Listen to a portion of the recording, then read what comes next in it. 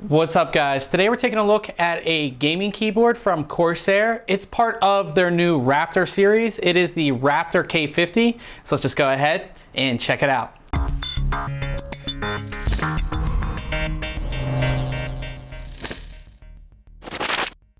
The K50 comes in a very nice retail package.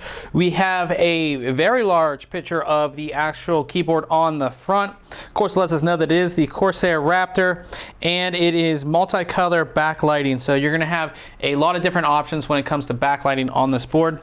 On the back here, we can, it's trying to reflective there, trying to get you to see. It gives you a full overview of the keyboard and some of the main features, but I know you guys just want me to get inside, so let's go ahead and do that.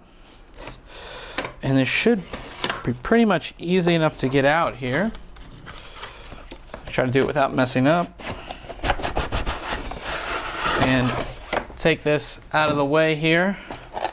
And we have another box that, of course, has our keyboard inside, as you can see, and we'll kind of try to get this out here with everything. Of course, we have our larger cable back here, which I'm just gonna think, but we do have our cable is connected to the board. And then as far as our accessories go, we do have a quick start guide, and we have, if I can get it out somehow, we do have the removable wrist rest.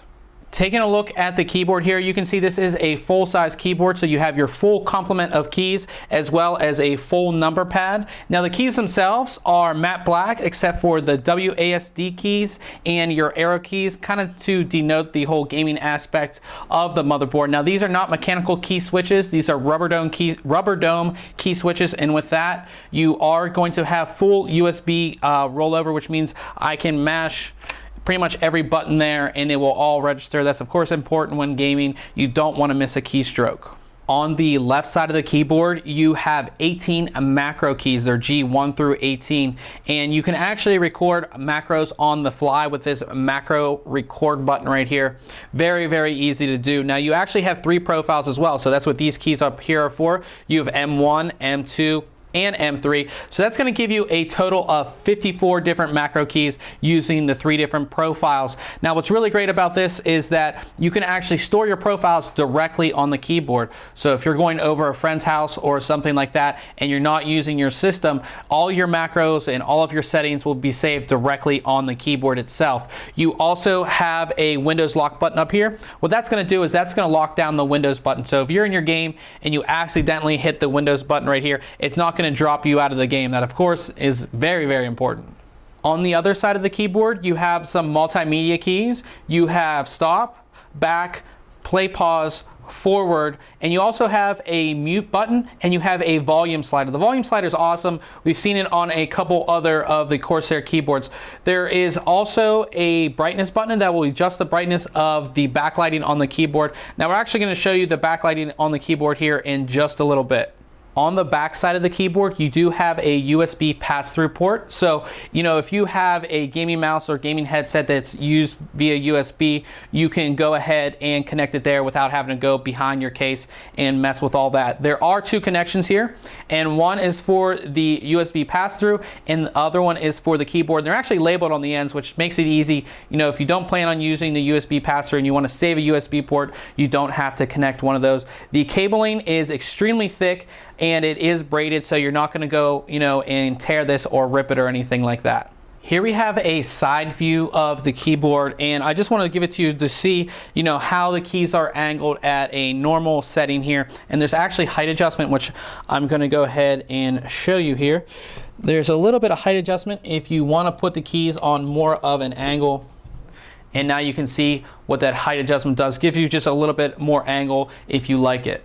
Alright guys, I'm showing you the illumination here on the keyboard, and you can actually change this via the software, or you can change it with the brightness key. So we have it on its highest setting. I know the video is probably not doing it justice just because it's not completely dark in here and all of that. You know, the video is not going to do it complete justice, but you can switch between brightness levels. There's 3 different brightness levels as well as off. So we're on the highest setting, so if we hit this button, it will go off. And we go 1 brightness level, 2, and 3.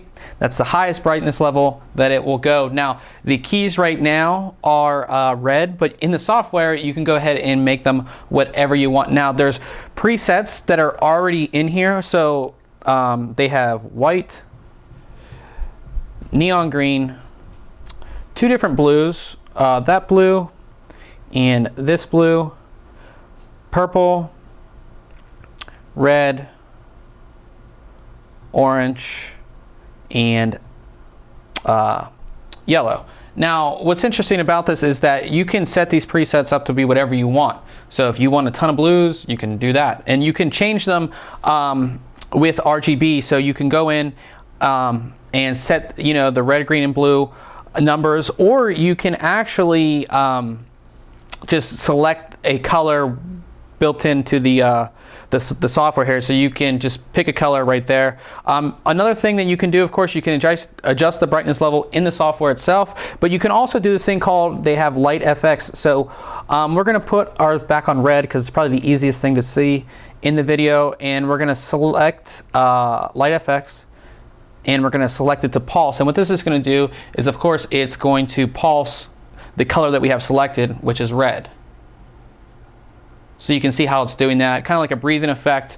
Just looks really, really cool. Now, there's also a cycle. So you have 2, 4, 6, 8. You have 8 preset colors that you can, again, set up yourself. And what you can actually do is click on cycle.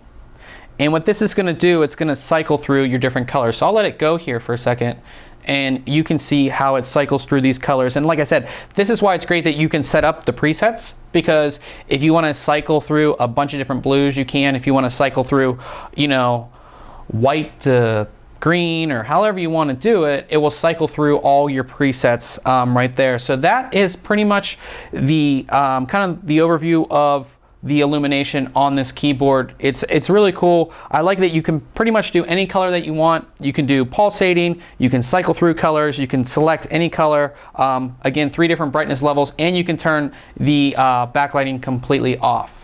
So this has been our quick unboxing and overview of the Corsair Raptor K50 gaming keyboard. Now make sure you check back very soon on thinkcomputers.org, as we'll have our full written review. And remember guys, if you like our videos, why don't you subscribe? Catch you guys later.